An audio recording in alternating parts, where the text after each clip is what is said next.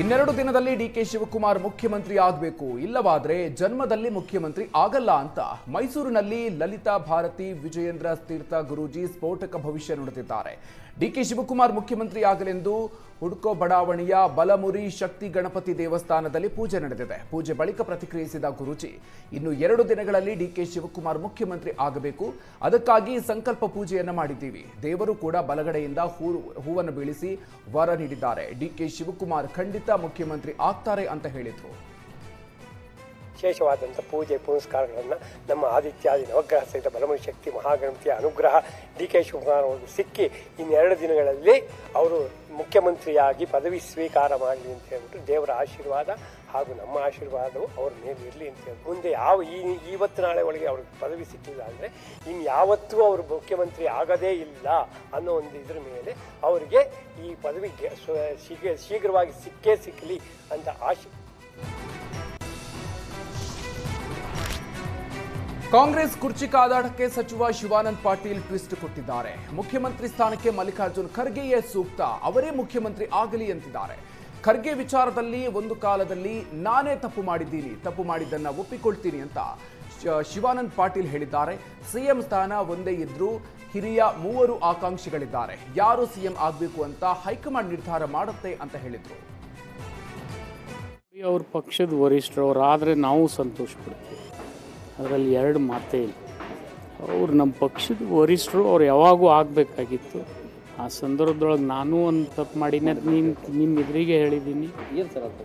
ಅದು ಹೋಗ್ಲಿ ಬಿಡಿ, ಅದು ಪಕ್ಷದ ಆಂತರಿಕ ವಿಚಾರ. ನಾನು ಅವ್ರಾದರೆ ಒಳ್ಳೆಯದು, ಅವ್ರ ಬಗ್ಗೆ ನನಗೆ ಸಂತೋಷ ಇದೆ. ಅವ್ರು ಆಗಬೇಕನ್ನೋ ಆಸೆ ಕೂಡ ಇದೆ. ಬೇಕಲ್ಲ, ಅವ್ರನ್ನ ಕೇಳೇ ನಮ್ಮ ಪಕ್ಷದ ನಿರ್ಣಯಗಳಾಗ್ತವೆ. AICC ಅಧ್ಯಕ್ಷರು ರಾಹುಲ್ ಗಾಂಧಿಯವರಾಗಲಿ, ಮೇಡಮ್ ಅವರಾಗಲಿ, ಅವರೆಲ್ಲರೂ ಕೂಡ ಏನು ನಿರ್ಣಯ ಮಾಡ್ತಾರೆ ಆ ನಿರ್ಣಯಕ್ಕೆ ನಾವೆಲ್ಲರೂ ತಿಳಿಬೇಕು. ಡಿ ಕೆ ಶಿವಕುಮಾರ್ ಅವರು ಇದ್ದಾರೆ, ಪರಮೇಶ್ವರ್ ಅವರು ಇದ್ದಾರೆ, ಅವರೆಲ್ಲ ಸೀನಿಯರ್ ಮೋಸ್ಟ್ ಜನ, ಅವ್ರ ಪಕ್ಷ ಕಟ್ಟಿದವರು ಇದ್ದಾರೆ.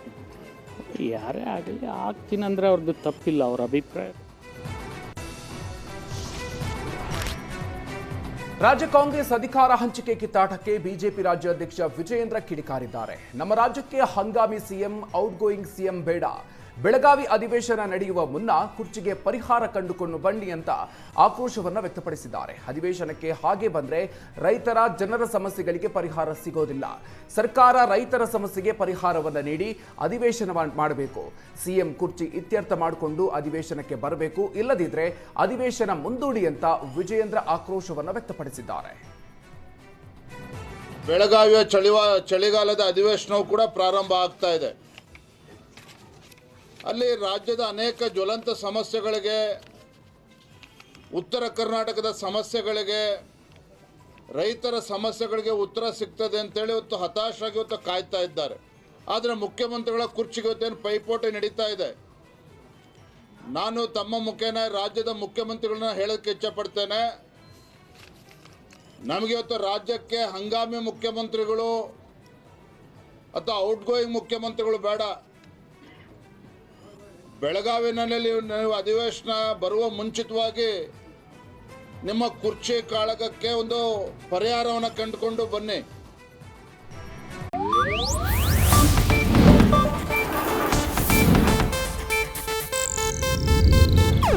ಇದು ಏಷ್ಯಾನೆಟ್ ನ್ಯೂಸ್ ನೆಟ್ವರ್ಕ್ ಪ್ರಸ್ತುತಿ.